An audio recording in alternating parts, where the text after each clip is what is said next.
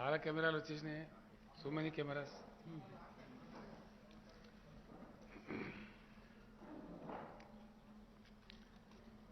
వాళ్ళు కూడా రేపు బుద్ధి చెప్తారు ఖచ్చితంగా ప్రభుత్వానికి. वो भी सबक सिखाएंगे. तो इसलिए हम लोग अनुरोध करते हैं मोदी जी, आप ऑर्डिनेंस विथड्रॉ कीजिए. ये अच्छा नहीं है. आप इमरजेंसी की बात ही फिर दोहरा रहे हो, वही बात ला रहे हो. देश में इमरजेंसी आने से पहले भी ऐसी स्थितियां थे. जब इलाहाबाद हाईकोर्ट ने एक जजमेंट दिया उसके खिलाफ में ऐसे ऑर्डिनेंस जैसा कॉन्स्टिट्यूशन अमेंडमेंट करके गड़बड़ किए थे, फिर उसके बाद it was followed by emergency. आप भी उसी रास्ते में हो. भाजपा के नेता हमेशा गला पाड़ पाड़ के बोलते हैं कि भाई इमरजेंसी के काले दिन, इमरजेंसी के काले. आप कौन से अच्छे दिन है? ये क्या अच्छे दिन है? इमरजेंसी के काले दिन से भी बुरा है. It's worse than emergency. You are not allowing the people's elected, very popularly elected Delhi government to function. Even you are not able to honor the Supreme Court judgment. Then what else? Not honoring the Supreme Court larger bench judgment means going towards your journeys towards emergency only, which the country will refute. ये आपको सबक सिखाएगा. अभी कर्नाटक में सिखाया लोगों ने, आगे पूरे देश में सिखाएगा. इसीलिए हम अनुरोध करते हैं कि विड्रा कर लो अपने आप. जैसा आप किसानों का कानून, भूमि अध्यादेश का कानून, वो सारा विड्रा कर लिए थे. आप तो माफी के सौदागर हो, तो इसीलिए बेटर है अपने आप में विड्रा करो. आपने जो जंग छेड़ा है बिल्कुल गलत जंग छोड़ा है. इसीलिए हम आपके साथ ही है, राजनीति में आपके समकालीन साथी है. इसलिए सुझाव भी देते हैं अच्छा नहीं है आपके लिए, ना ही लोकतंत्र के लिए, ना देश के लिए, ना आपके लिए, किसी के लिए भी अच्छा नहीं है. बेटर है the prime minister and the government in centre today shall withdraw the ordinance without any further loss of time. Otherwise, we will unitedly fight. I think the whole system will support Sri Kejriwal ji, because it is a question of the existence of the democratic system in the country. आज हम लोग हैदराबाद में आए और हैदराबाद के honourable CM Rao साहब से मुलाकात हुई. काफ़ी लंबी मुलाकात हुई, काफ़ी अच्छी चर्चा हुई. सबसे पहले मैं राव साहब का हमारी पूरी टीम की तरफ से बहुत बहुत शुक्रिया अदा करना चाहता हूं कि उन्होंने हमें हमारे साथ टाइम निकाल के मुलाकात की और इतना प्यार और सम्मान हम लोगों को दिया. I am all of us are very very very grateful to him. हमने अपनी पूरी बात उनके सामने रखी और जैसा भी उन्होंने कहा कि दिल्ली के लोगों को न्याय दिलाने के लिए वो, उनकी पार्टी और उनकी पूरी सरकार दिल्ली के लोगों के साथ है.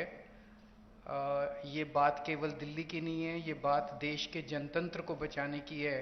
जो अध्यादेश पारित किया गया है वो देश के जनतंत्र के खिलाफ है, संविधान के खिलाफ है.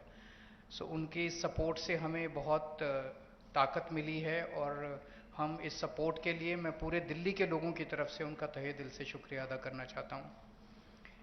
हमारी सरकार दिल्ली में पहली बार जब 2015 में बनी थी, फरवरी 2015 में दिल्ली में हमारी सरकार बनी थी.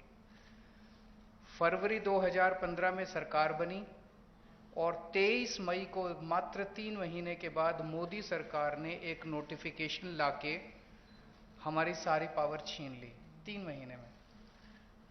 तो अब ब्यूरोक्रेसी के ऊपर, पहले हमारे से पहले शीला दीक्षित जी की सरकार थी. शीला दीक्षित जी का पूरा कंट्रोल था ब्यूरोक्रेसी के ऊपर. Transfer, posting, disciplinary action, creation of new posts, so जितने सर्विस रिलेटेड मैटर्स हैं शीला दीक्षित जी का पूरा कंट्रोल था. हमारी सरकार आने के बाद 23 मई 2015 को उन्होंने नोटिफिकेशन लाके ये सारी पावर छीन ली. तो as a chief minister of Delhi I can not even transfer post, education secretary, health secretary, deputy secretary, मैं कुछ नहीं कर सकता. वो सारी पावर छीनने के बाद 8 साल तक दिल्ली के लोगों को उन्होंने अपंग करके रखा. हम दिल्ली के लोग 8 साल तक कोर्ट दर court, high court, supreme court लड़ते रहे. 8 साल की हमारी लड़ाई के बाद 11 मई को, अभी पिछले कुछ दिन पहले, सुप्रीम कोर्ट की संविधान कॉन्स्टिट्यूशन बेंच ने, 5 जजों ने मिलकर 5-0 से दिल्ली के लोगों के हक में फैसला दिया. 8 साल की लड़ाई के बाद दिल्ली के लोगों को न्याय मिला कि उनकी चुनी हुई सरकार को काम करने का अधिकार मिला. हमें 8 साल लग गए उस नोटिफिकेशन को कैंसिल कराने में और न्याय लेने में.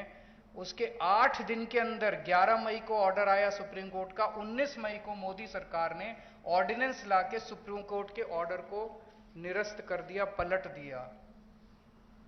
पूरे देश भर में लोग कह रहे हैं कि जिस देश का प्रधानमंत्री सुप्रीम कोर्ट को नहीं मानता, सुप्रीम कोर्ट के आदेश को नहीं मानता, फिर न्याय लेने के लिए लोग कहां जाएंगे? अगर देश का प्रधानमंत्री कहता है कि मैं सुप्रीम कोर्ट के आदेश को नहीं मानता और कानून लाके वो आदेश को पलट देता है, तो फिर तो न्याय के लिए कोई जगह नहीं बच जाती है। कहां जाएंगे फिर लोग न्याय लेने के लिए? फिर तो कोई अंतिम चीज ही नहीं है। वो प्रधानमंत्री जी कहते हैं मैं नहीं मानता सुप्रीम कोर्ट को, ऐसे देश कैसे चलेगा? ये तो बिल्कुल गलत है। अब ये अध्यादेश लाके वापस सारी पावर छीन ली, तो एक तरह से जैसे अभी राव साहब ने बिल्कुल सही बोला, ये अध्यादेश दिल्ली के लोगों का अपमान है, घोर अपमान है। एक तरह से प्रधानमंत्री जी ये कह रहे हैं कि तुम जो मर्जी सरकार चुनो, मैं उसको काम नहीं करने दूंगा। तो दिल्ली के लोगों को चैलेंज कर रहे हैं प्रधानमंत्री मोदी जी कि मैं तुम जो मर्जी सरकार चुनोगे मैं काम नहीं करने दूंगा। और ये बात केवल दिल्ली के लोगों की नहीं है, पूरे देश में हम लोग देख रहे हैं कि अगर किसी राज्य के अंदर लोग नॉन बीजेपी गवर्नमेंट बना देते हैं तो उसको काम नहीं करने देते।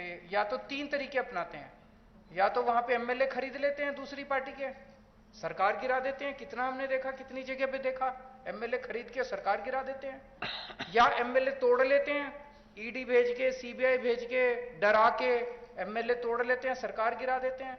या फिर ऑर्डिनेंस ले आते हैं गवर्नर के जरिए, गवर्नर का गलत इस्तेमाल करके सरकार को तंग करते हैं। जैसे आप लोगों के गवर्नर आपके बिल नहीं पास होने देते, काम नहीं करने देते उन लोगों को। तो इस तरह से मैसेज ये है कि अगर कोई भी राज्य के लोग नॉन बीजेपी सरकार बनाएंगे तो हम उसको काम नहीं करने देंगे, सरकार तोड़ देंगे। ऐसे देश नहीं चल सकता। ये तो बहुत खतरनाक स्थिति है पूरे देश के सामने। मैं जो पूरे देश भर में घूम रहा हूं समर्थन मांगते हुए, मैं केवल अपने लिए समर्थन नहीं मांग रहा, मैं देश के संविधान के लिए और देश के जनतंत्र के लिए समर्थन मांग रहा हूं। हमारे जो स्वतंत्रता सेनानियों ने लड़ाई लड़ी थी, वो ऐसे भारत के लिए लड़ाई थोड़ी लड़ी थी कि एक पार्टी आएगी सेंटर के अंदर, वो पार्टी बस एक ही पार्टी का पूरे देश के अंदर राज होगा। जिस तरह से आज इन्होंने माहौल बनाया हुआ है, फिर तो एक प्रधानमंत्री और 31 गवर्नर बस वो चला लें इस देश को, फिर मुख्यमंत्री बनाने की क्या जरूरत है? फिर चुनाव लड़ने की करने की क्या जरूरत है? फिर तो ये तानाशाही होगी।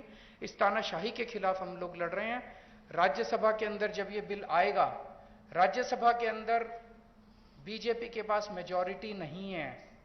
बीजेपी के out of 238 MPs, BJP has only 93 MPs. BJP के पास मेजॉरिटी नहीं है। मैं फिर से शुक्रिया अदा करता हूं राव साहब का। अगर हम सब लोग नॉन बीजेपी पार्टीज इकट्ठे हो गए तो इस बिल को हम राज्यसभा के अंदर गिरा सकते हैं। और अगर ये बिल गिर जाता है तो पूरे देश के लोगों को विश्वास हो जाएगा कि 2024 के अंदर मोदी सरकार वापस नहीं आ रही है। ये इसका